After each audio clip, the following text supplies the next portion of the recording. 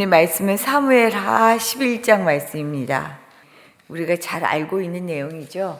우리아의 아내 밧세바를 취했던 그 사건인데, 고린도전서 말씀에 보면 선줄로 생각하는 자는 넘어질까 조심하라 라는 말씀이 있어요.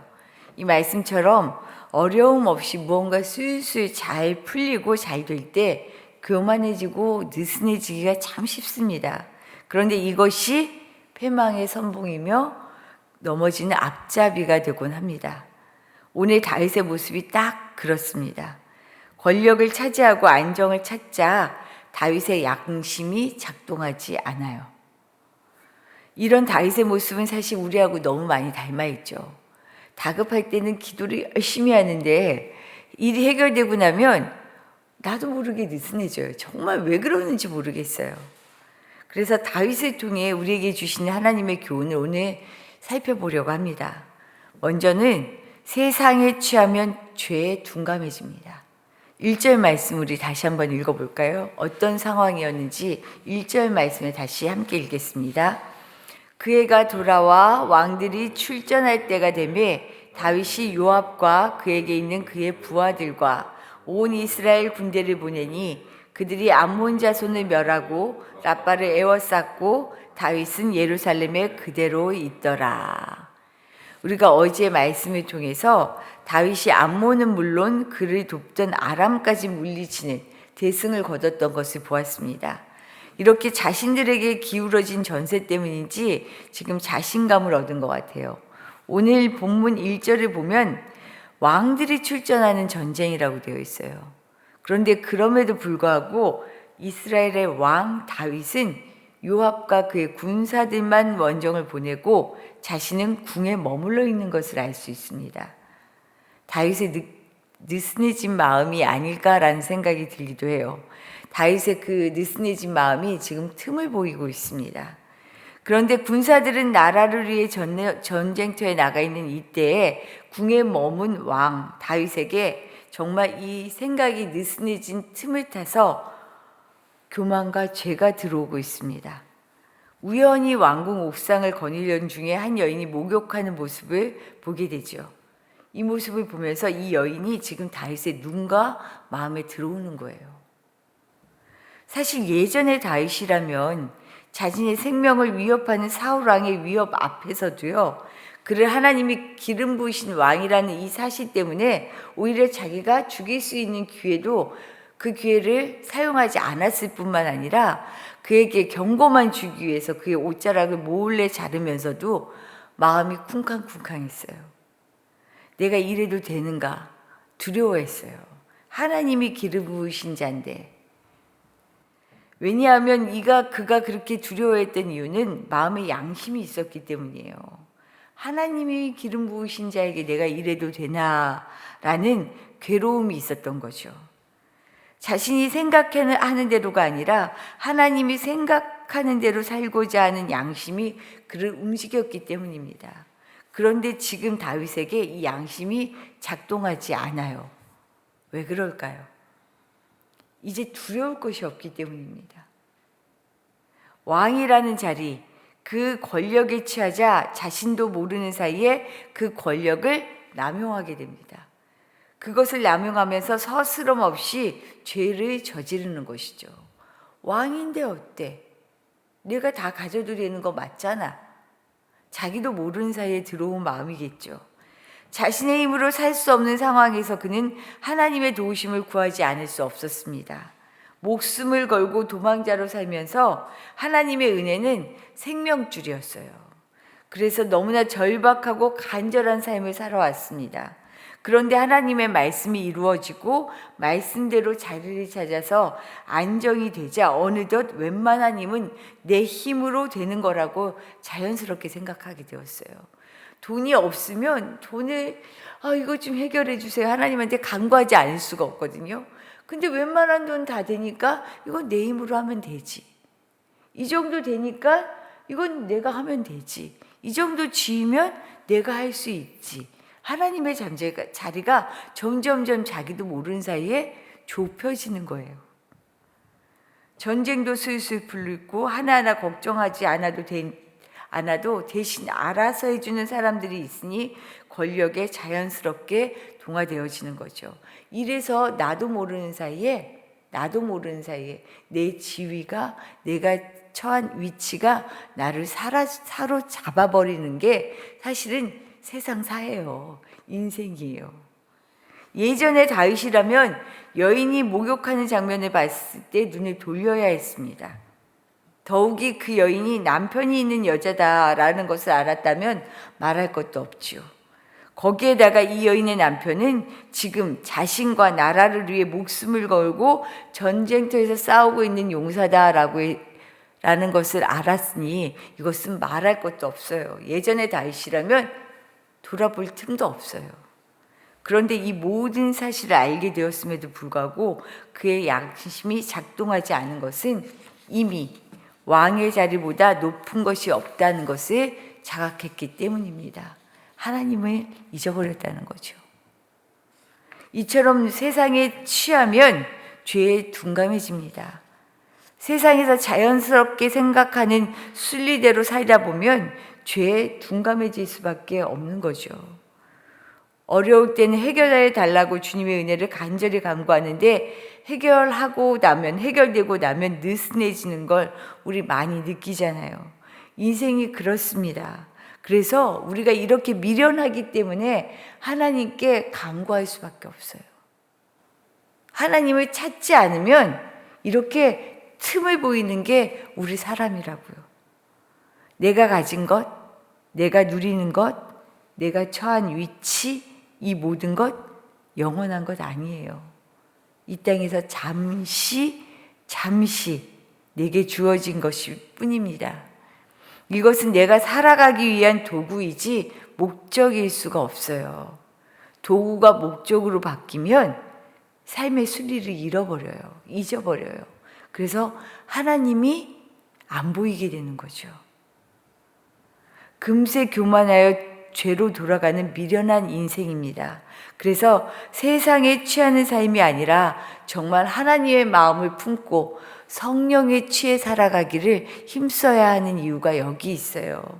오늘 이 새벽에도 우리가 나온 이 자리, 바로 하나님의 말씀에 취하고 하나님의 마음에 사로잡히기 위함이잖아요. 오늘도 그런 복된 날 되게 해달라고 기도하시기를 부탁드립니다. 두 번째로요, 죄는 감추려 할수록 더 깊은 죄로 끌어당깁니다.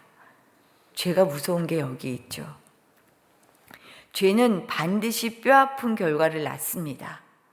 다윗은 이 여인이 전쟁에 나간 장수 우리아의 아내인 것을 알면서도 간음한 후에 거기에다 아이까지 가진 것을 알게 됩니다. 그러자 다윗은 나름의 술수를 꾸미게 돼요.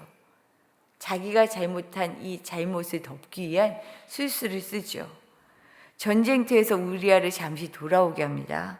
집으로 보내서 밧세바에게 생긴 아이가 자신의 아이가 아니라 우리아의 아이인 것처럼 꾸밀 계획이었어요. 그런데 다음 날 들으니까 우리아가 집에 가지 않고 부하들과 함께 있었다는 이야기를 알게 되는 거예요. 그 이유가 11절에 나옵니다. 우리 11절 말씀 한번 같이 읽어보겠습니다.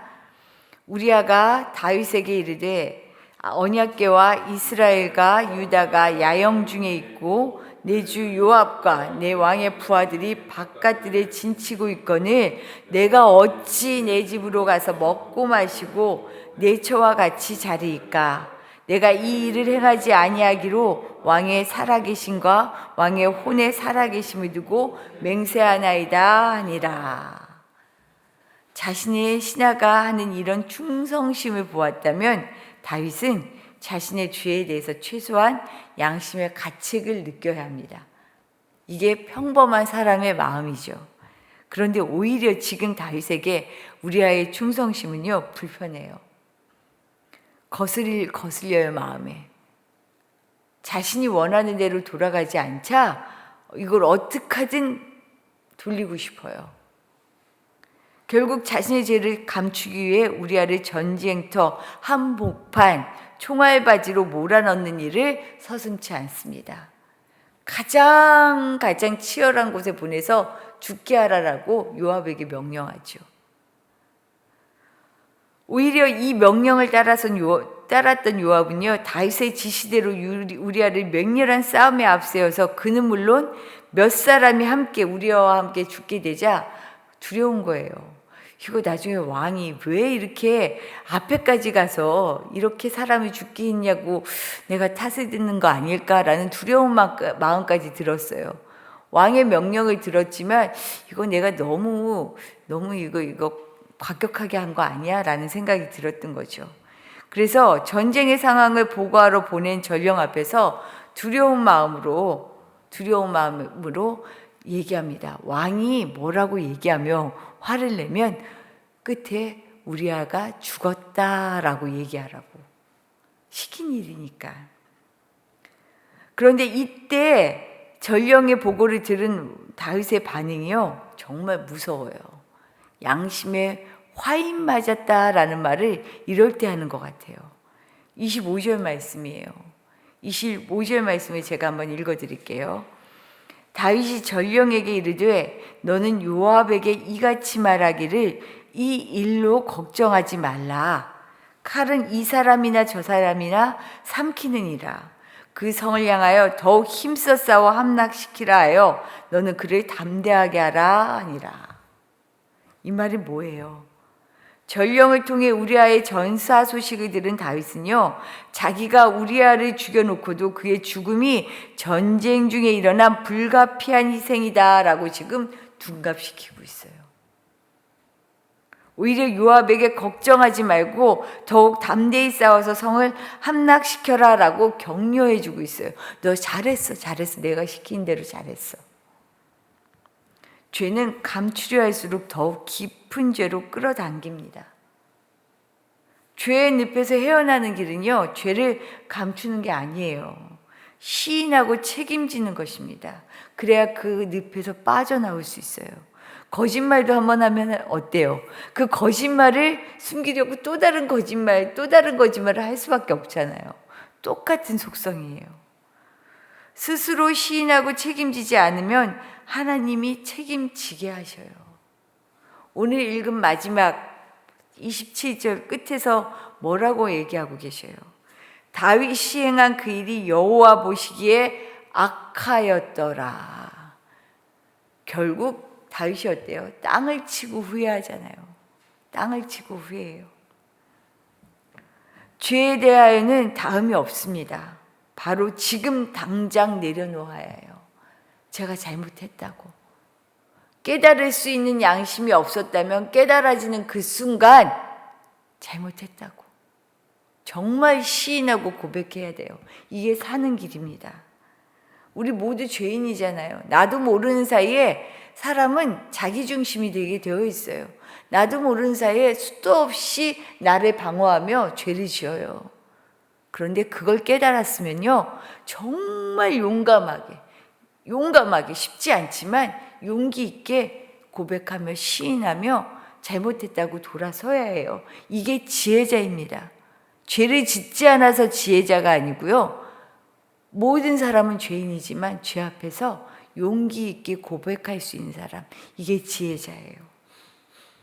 믿음의 양심이 살아 움직일 수 있도록 말씀 앞에 그래서 늘 나를 비추어 보는 사람, 이것이 기도하는 사람이고요, 말씀을 보는 사람입니다. 말씀 앞에 살아가는 사람은요, 이렇게 말씀에 비추어 나를 보고 용기 있게 고백하며 새롭게 내 삶을 돌이키는 것이죠.